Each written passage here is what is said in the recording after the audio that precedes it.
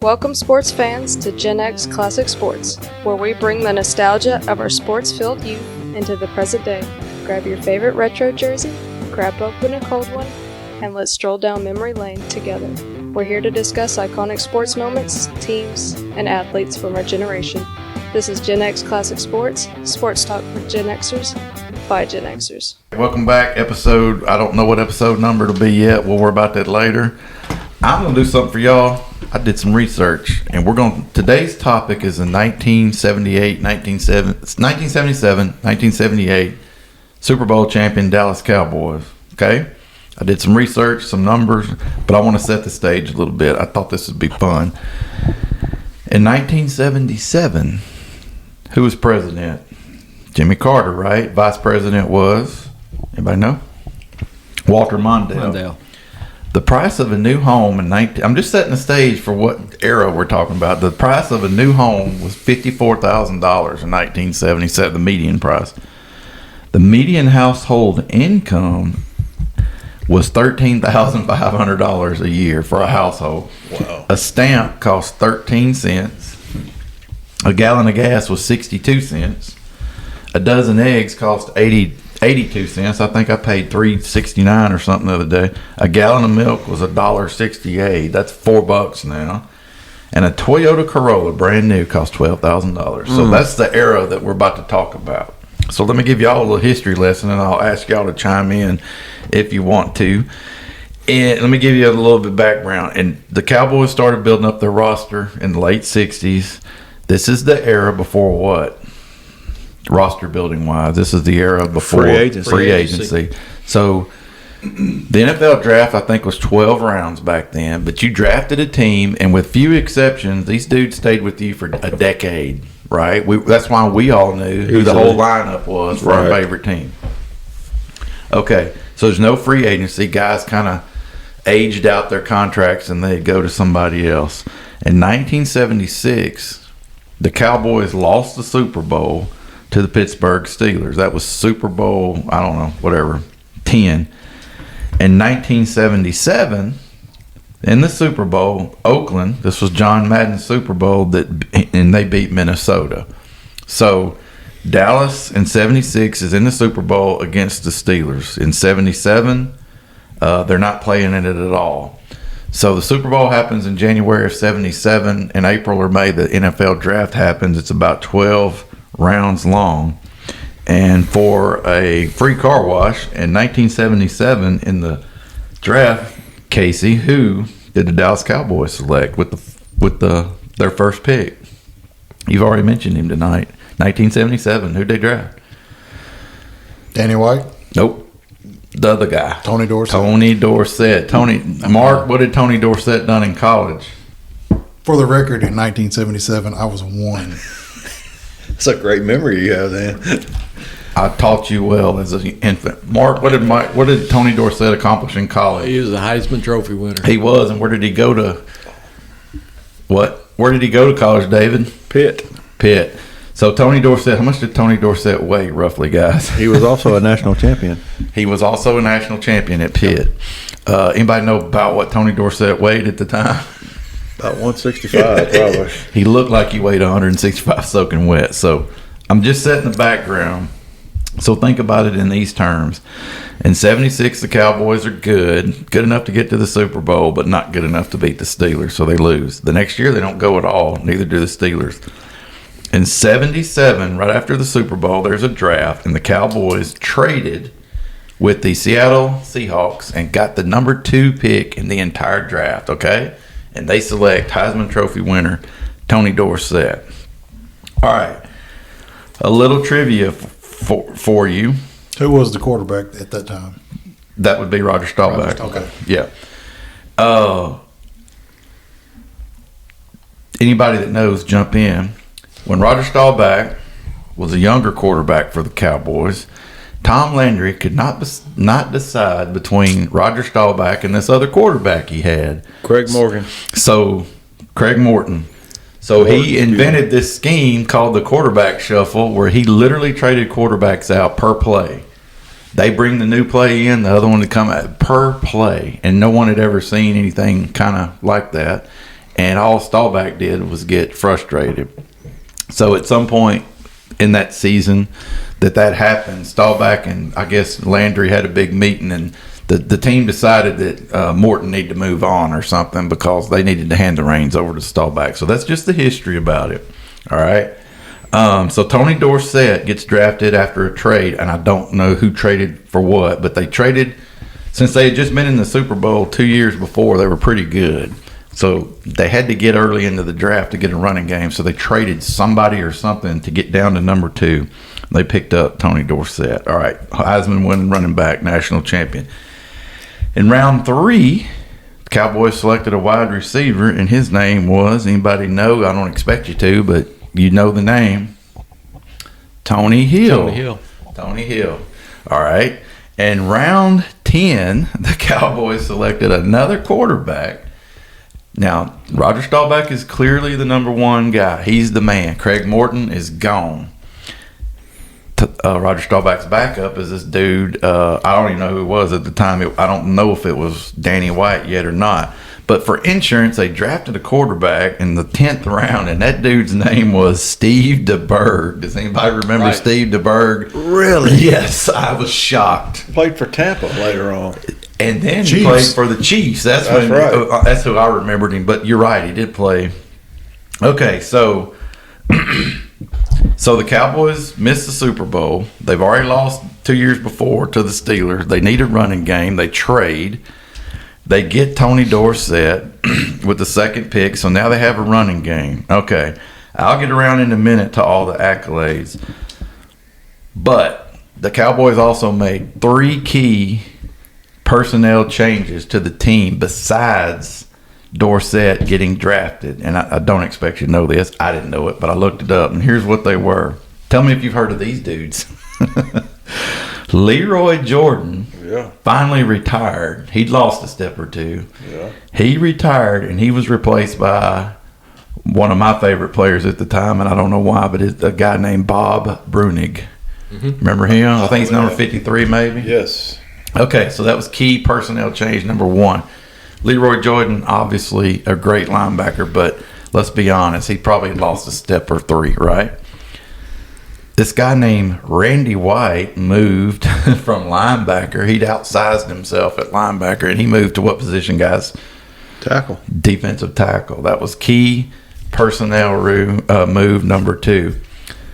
And number 3 was this personnel move where a young dude named Thomas Henderson became a starter instead of just a special teamer. He became a starter at strong side or Sam linebacker. Those were 3 key moves that they made, Landry made, going into the season, besides having a rookie running back who just won the Heisman Trophy and the national championship, okay? So since this is participatory, does anybody know in 1978 how many games they played in the regular season? Just shout it out. 14, 12. They played 14 games in 1977. They were 12-2. By the way, they were 12-2. We're getting to that. By the way, does anybody know what happened to Craig Morton after the Cowboys got rid of him so that Roger Staubach could take the team over? He went to the Denver Broncos. He went to the Denver Broncos. Casey, do you remember that at all? No. Okay. He goes to the Denver Broncos, Craig Morton does, and the Broncos finally become legit. And in the 1977 fall of 77, he's finally got the Broncos on the cusp of the Super Bowl, right? All right, so Mark nailed it on the head. Cowboys were 12-2 that year. This is weird. They started the season 8-0 in a 14-game season. 8-0. I mean, that's unheard. It does not happen very often. Then they lost to the Cardinals in Game 9 at home. And what is that humming noise? Anybody know? No idea. Oh, is that the... Okay, that's fine. They lost to the Cardinals at home, and then they lost to the Steelers on the road. And so they went from 8-0 to 8-10, or 8-2. So Then what they do? They roll off 4 wins in a row to end the season. So they go 8-0, 0-2, 4-0 to go 12-2 on the season. Isn't that cool? All right. So Craig Morton gets his team to the Super Bowl. This is the first Super Bowl I remember watching. Do you guys remember the 1978 Super Bowl with the Denver Broncos? The Denver Broncos had the orange crush defense. Right. Casey, you remember them Broncos orange jerseys with the blue helmets and white pants? Yeah, I remember the jersey. That year the Super Bowl was held in New Orleans in the Superdome. Craig Morton, the former co-starter with Staubach, leads the Broncos in. I don't remember their number, but he leads them in against the Cowboys. Had the Cowboys ever won a Super Bowl before this? Yeah. And who did they beat? The Colts. Nope. No, the Dolphins. The Cowboys had lost the Super Bowl to the Colts. Right. Then they beat the Dolphins. Then they lost the Super Bowl to the Steelers. So the point is they're kind of trying to build this dynasty kind of thing. And they've kind of had mixed results. You know, lose one, win one, lose one. So here we are. And they get to play the Broncos. Apparently, and I don't remember this, apparently it was a big deal that these two dudes were going to square off in the Super Bowl. Morton was a little older, I think. What was interesting about Roger Staubach's start to his NFL career? Where did he go to college? Navy. He missed 4 years because of his naval commitment. Yeah, Mark, you remember that? He had to serve back then, these academy guys. So Casey Staubach wins the Heisman at Navy. And then 69 and 60, somewhere in there, and he has to then serve 4 years. So Dallas doesn't get the guy to 72 or something like that, 73, and he's got to kind of prove himself. And so he competes with this Craig Morton guy, and they literally switch him out play by play. Go figure. You know, for all of Landry's innovations, that was kind of a strange one, I thought. So they square off in the Super Bowl. They square off in New Orleans. Do y'all remember that? Anything? I mean, you just remember that game, right? You remember the telecast of it and everything. There were a couple of really interesting plays. The one that I remember is because one of the participants in it died not too many months ago. Do you remember any trick plays in that Super Bowl? The halfback pass that Newhouse threw to Golden Richards for a touchdown. Casey, you remember Robert Newhouse. I don't know if you remember. Number 44? Number 44 for Dallas was a fullback. I remember the name. Yeah. As David and I came to find out, he was known as Chunky Baby, apparently, by people in the bleachers. Yeah. Somebody at the game we went to was hollering for Chunky Baby, and it was Robert Newhouse. He had Barry Sanders' thighs before they were Barry Sanders' thighs. He had huge thighs. He played fullback, Casey. And Landry was kind of known for trick plays at times. He'd pull them out at the right time. So in that Super Bowl, they hand off to Robert Newhouse, and the crazy thing was, if I'm not mistaken, he rolls left and pulls up left-handed, because he was left-handed, and throws a strike to a guy named Golden Richards, who was Dallas's third or fourth receiver, and he catches a touchdown over the middle on a trick play halfback pass, or technically a fullback pass, and that was... I mean, I remember watching that happen and just losing my mind about how cool that was. That they Golden Richards kind of had to make it like a diving catch. Kind of. I mean, he wasn't laid out, but it was kind of falling, diving type. Yeah. Mark, so you remember the coverage of that game, watching that one too in '78? Somewhat. Yeah. That was my first Super Bowl let me back up. I remember in '76 them losing to the Steelers. I don't remember sitting there and watching it, but I remember that they lost to the Steelers, and I was pretty upset. And that really tore my family up because of who the Steelers quarterback was. Right. He was from Louisiana Tech. Yeah, I was going to touch on that a little bit. Yeah, go ahead. It was hard.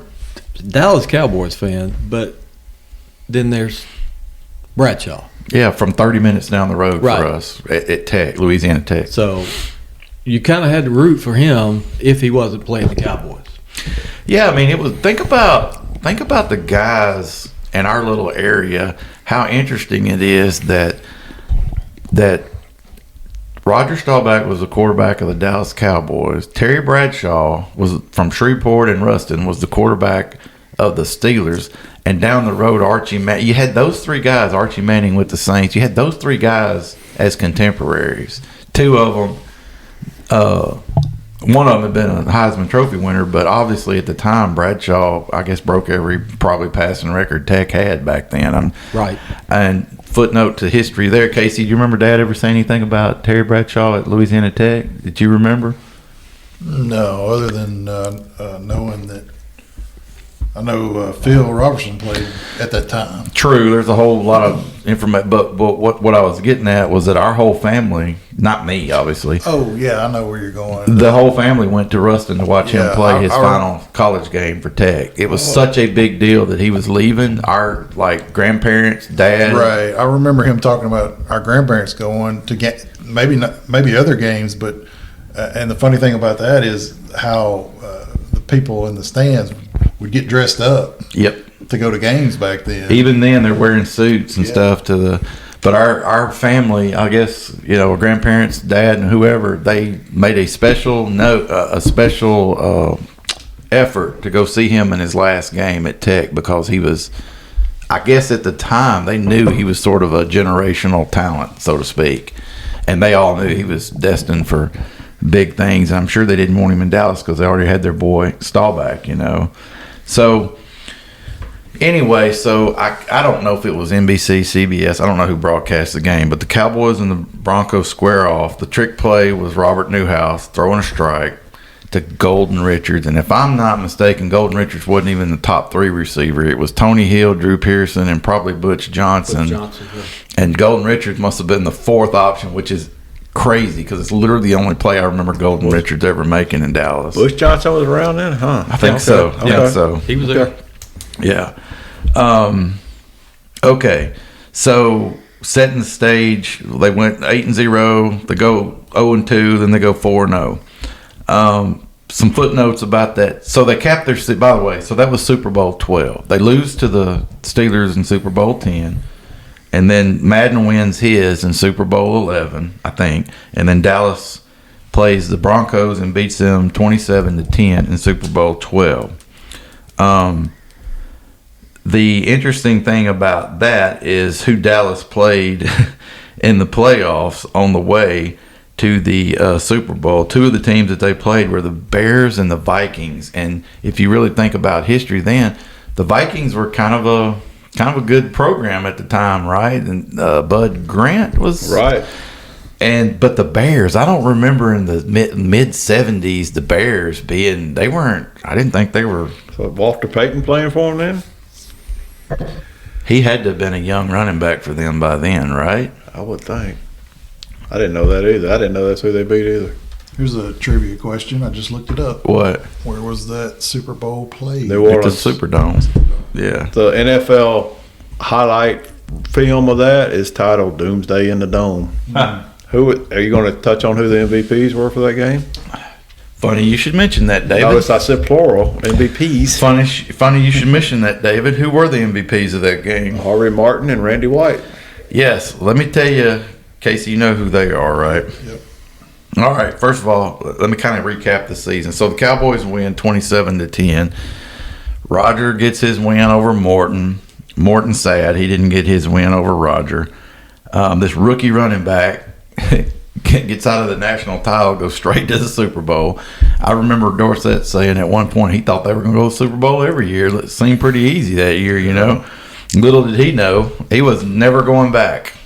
He went back 2 years later against the Steelers, and then he was never going. He never went back to win one. He didn't win one anymore. Wow, that's right. Yeah. I didn't think of he that. went back, but he didn't win one. The Steelers they haven't played the Steelers yet, and yet another matchup that they're going to freaking lose to the Steelers. But David's right. Harvey Martin and Randy White were the co-MVPs of the win. You said Randy White, right? Yes. All right. Oh, I found some trivia here. Go ahead. I love it. Go ahead. We've talked about the media earlier. What network carried the game? And I'm just going to guess CBS. CBS. Who were the announcers? I have no idea. Anybody? Mark? Let's play the game. Mark, make a guess. Super Bowl XII in New Orleans, Dallas, Denver. Who was possibly a CBS announcer? I'm gonna say Pat Summerall and hold on, not Madden. I'm gonna say Pat Summerall and Oh, crap. Tom. Brookshire. Yep. Wow. I wouldn't have guessed that. Tom Brookshire. Jeez. Okay, Yes. here's another one. Just for fun. Cost of a 30-second commercial. Oh, Lord. There's $1,000. 25 grand. 162,000. Oh, wow. One more. Just more. Yeah, I love it. Radio announcers. CBS Radio. Who were the announcers? Radio. I'm gonna say Jack Buck, Yes. and I'm gonna say hang on, There's three. At least according to Wikipedia. Hank Stram, Jack Buck, right? No. Okay, who? Jack Buck, Jim Kelly, Who's that? Not the Jim Not Kelly. that Jim Kelly. not no. that one, and Sonny Jurgensen. It's old Sonny. You know, my other guess was gonna be Gary Danielson because he's 1,000 years old. That's good trivia. Thank you. You got any more? If you do, hang on to it. Speaking of MVPs, Harvey Martin. What position did Harvey Martin play for the Cowboys? Defensive end. Okay, get this.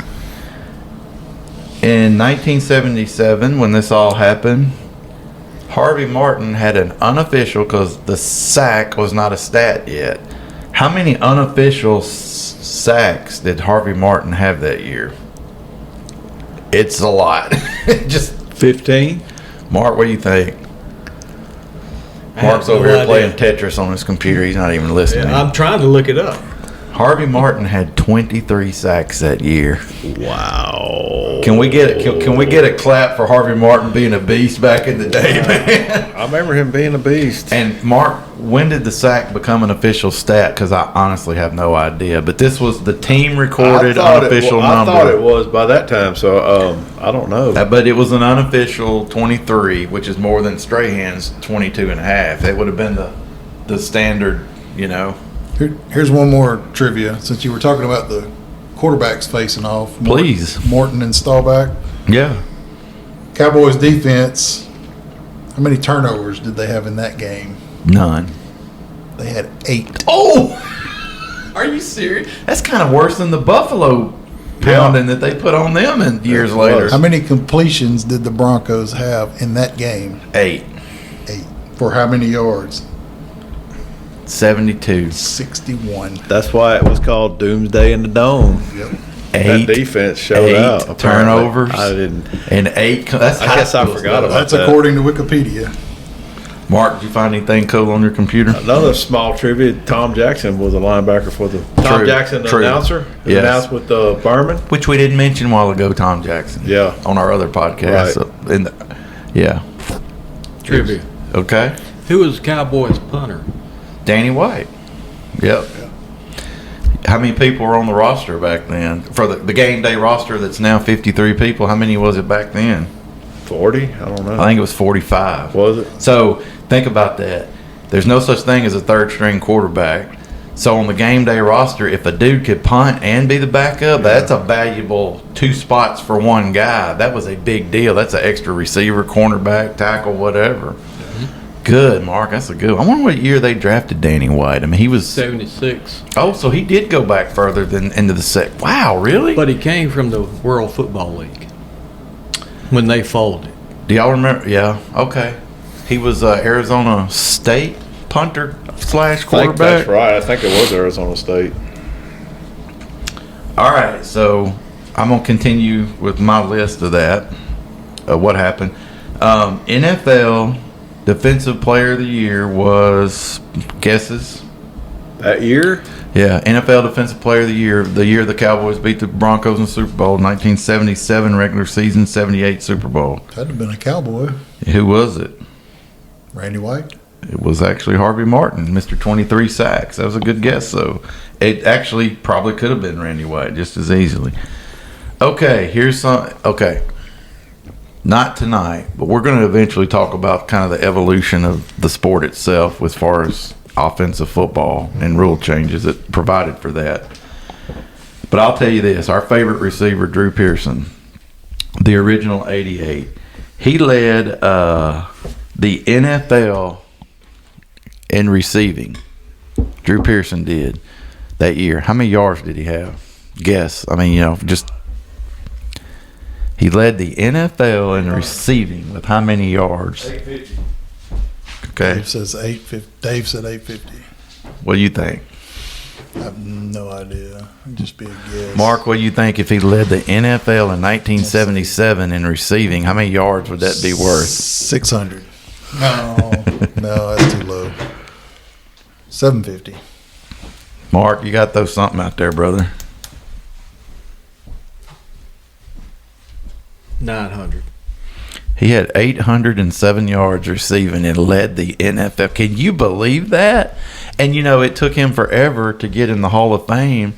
And people were like, well, just look at his numbers. He only had that 400 receptions for blah, blah, blah yards. This dude led the NFL in receiving with 800 yards. How much?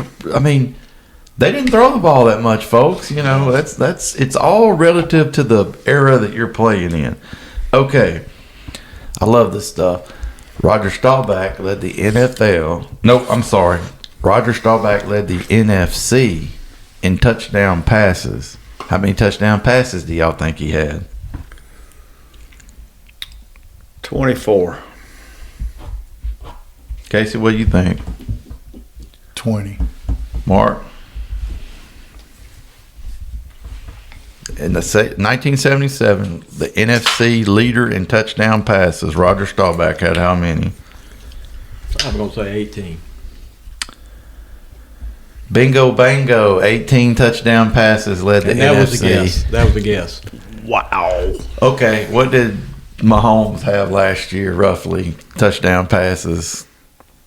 I know 2 years ago, Dak had 36. Mahomes had at least 30 last year. 35 or what. So 18 is pretty pedestrian is what I'm saying, but it led the NFC. I bet the NFL leader didn't have more than 20 probably. Okay, more trivia. I've got even more, and then I got a personal. Your host, I have a personal connection to this Super Bowl. A personal connection to the Super Bowl that I had no idea about until 2 days ago when I researched this, and this is really cool. But I'm not going to get to that yet. The Cowboys drafted another guy that year when they had a 12-round draft, and besides Tony Hill and Steve DeBerg, they drafted a guy named Glenn Carano in the second round. Does anybody remember what Glenn Carano was? Never heard of him. I know. I bet you do. I know who his daughter is. Exactly. There's a entertainment trivia connection there. Glenn Carano was drafted to be the third quarterback for the Cowboys. Okay, and he's not even a footnote in their history really too much, except he had a daughter whose name is what? Gina Carano, who's an action movie star, former fighter. Cage fighter, UFC, WWE. Did she do any of that? No, she was a real fighter. Okay, so Ronda Rousey type cage fighter. Gina Carano is now a Hollywood action hero in her own movies and other people movies and so forth as a female action star. And her dad was a third string quarterback for Dallas Cowboys. All right.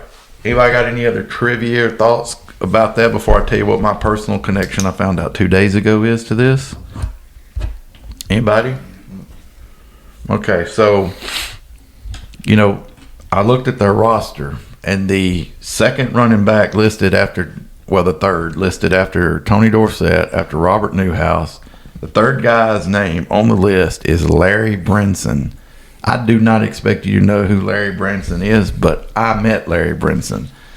1988, I went to football camp at the University of Arkansas. And when you got up there, they took a coach from the Razorback staff and they created a little team for him. And so that guy would be your team coach for the week. And besides all the football drills, one of the things they would make you do is your team would compete in different sports. We played softball with a big Nerf ball on the artificial turf baseball field. We played full court basketball against other teams, tug of war, all this competitive stuff. And my coach's name was Larry Brinson. And Larry Brinson was built like Barry Sanders also. And I loved the guy. He was a really nice guy. He was a running back coach for the Razorbacks. And 2 or 3 days into, or a day or two into this competition, Coach Brinson said, guys, if you guys will win this competition for me, you know what I'm going to do? I'm going to bring you my Super Bowl ring and let every one of you wear it and look at it. Well, Larry Brinson won that Super Bowl ring in 1978 on the Dallas Cowboys team when they beat the Denver Broncos. We won the week-long competition, and we got to hold that Super Bowl ring. So I had no idea that he was on that particular team. It just didn't click with me. I was like, okay, Larry Brinson, third-string running back, Dallas Cowboys, running back from Florida, and he was my coach, University of Arkansas at Fayetteville, for football camp one year. Isn't that cool? So the Cowboys finished the season with playoffs and everything, 15-2. They had all those personal achievements by the Harvey Martins of the world and the Randy Whites of the world, Roger Staubachs of the world, Tony Dorsett's of the world, and Drew Pearson. So as far as our, franchise is concerned, that was a pretty good season. That was a pretty good season. Pretty good season. Anybody, while I'm looking at his name here, I didn't really remember that. Anybody know what Thomas Hollywood Henderson did for to contribute on special teams? One of the things he did, even though he was drafted as a linebacker. Anybody know what he did on special teams? Didn't he return punts? He returned punts. Yeah, that dude was fast. Hollywood Henderson returned punts for the Cowboys while he was earning his way into because that was just the routine back then. Back then, you got drafted unless you were somebody really significant. You went to special teams and you played that and was, I mean, guys, a 45-man roster for games. Yeah. And nowadays it's at 53, and they're trying to bump it up to 56 or 7 because guys get so hurt and banged up you can't put a legit team out there anymore. They didn't roll in waves of players back then either. Right. I mean, there wasn't that many specialist players. Right.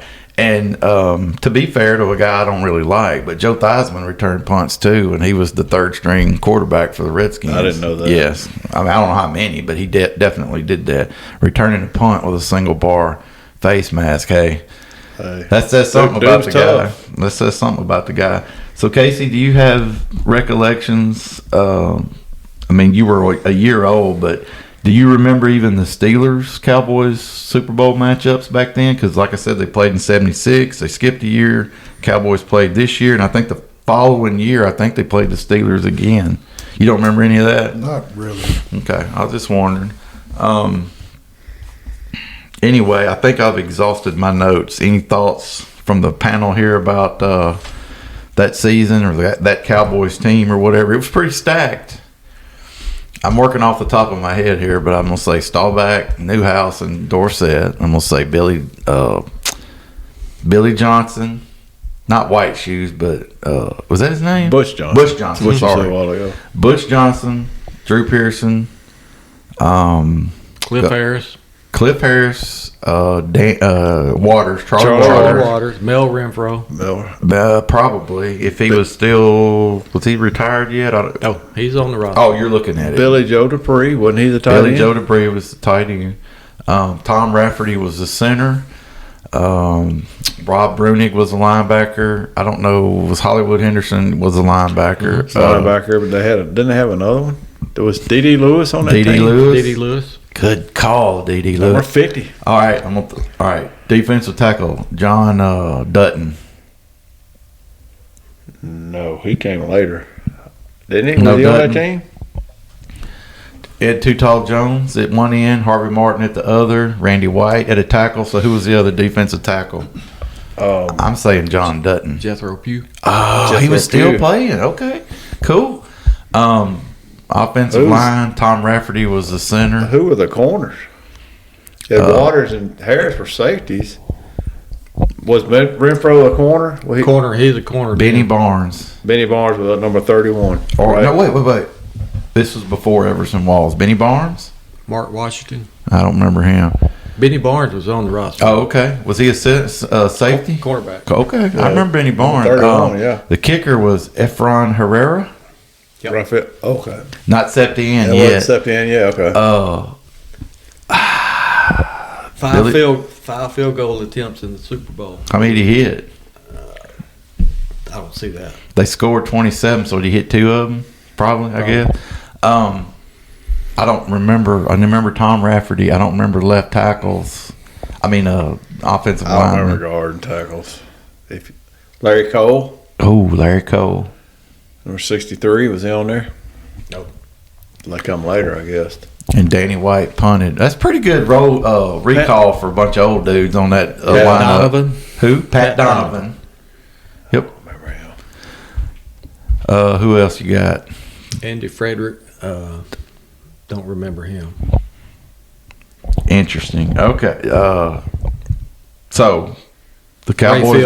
Rayfield Wright. Oh, Boom. that's it. Boom. That's right. There you That's go. right. So yeah, Cowboys. That lineup we just mentioned stayed together for 6, 8, 9, 10 years. Some of them, So that's just the way they built teams back then. So. Anybody got anything else before I close out the episode on the Cowboys winning their second Super Bowl in 1978 against the Denver Broncos? Because we could do an episode per Super Bowl win, really. I had no idea they had 8 turnovers, and I really did not know that. That was a bigger beat down. I wonder how many sacks they had. Can you see that, Mark? Yeah. Look it up. That's a worse beat down defensively than what they put on the Bills, really. Yeah. It is. I had no idea they had 8 turnovers. That's awesome. By the way, Casey, you know who Tom Landry coached for before he was at the Cowboys? Just old man trivia here. Was it the Giants? Yep. You know what position he coached or what his job was? Just curious. It ain't no big defense, wasn't it? Yeah, guess who the offensive coordinator was for the same Giants team? By the way, this was when Frank Gifford played for him. Who was the offensive coordinator for the Giants? This is talking about in the 50s. Yeah, I know. It was Packers. Some dude named Lombardi. That's right. That's right. Now- they coached together. Wonder why they were so good. Plus, they had Frank Gifford and Who was the head coach of the Giants? Curly. Was it that Curly something? Lambeau? That's not right. he's- That's not right. No, I'm stupid. That's not true. Okay. I don't remember. It doesn't matter. We're going down the rabbit hole now. Yeah, anyway. All right, so I'm going to close this out, guys. That was really good trivia from you two and stats and all that. And that closes out my first memory of a Super Bowl. So, yeah. Sacks. Yeah, how many sacks? How many sacks? I don't know. Mark's looking it up. He's stat It boy. don't show. I see. Well, it wasn't official. It wasn't an official stat, so you're not going to see it. Good point. I see 5. You say C5? 5. Okay. Well, I wonder. Not we can discuss. I wonder how were the turnovers? Were they how many interceptions did Morton throw? 4. So 4 picks and 4 fumbles. I wonder who was their running back that fumbled all the time. I don't know. I'm going to say Craig Morton was never heard from again. I don't know that, but I don't remember. He doesn't enter my NFL thoughts after that Super Bowl, so I don't know what happened. No, mine either. All right, and don't forget Glenn Carano. I have him on a pennant at my house where they had the whole team, and he's sitting in the front row, third string quarterback Glenn Carano. One more trivia question. Go ahead. Who gave the coin toss? Jimmy Carter. No. I have no idea. Red Grange. The Galloping Ghost. He's like my favorite ever NFL guy. Yeah. Okay. All right. Closing this one out. I appreciate you guys and all your input. Thank you. And we're done for this episode. Thank you for joining us on GenX Classic Sports, where nostalgia meets the thrill of the game. Tune in next time for more insightful discussions and memorable moments, brought to you by Pine Street Productions. Until then, stay passionate about sports and keep the memories alive.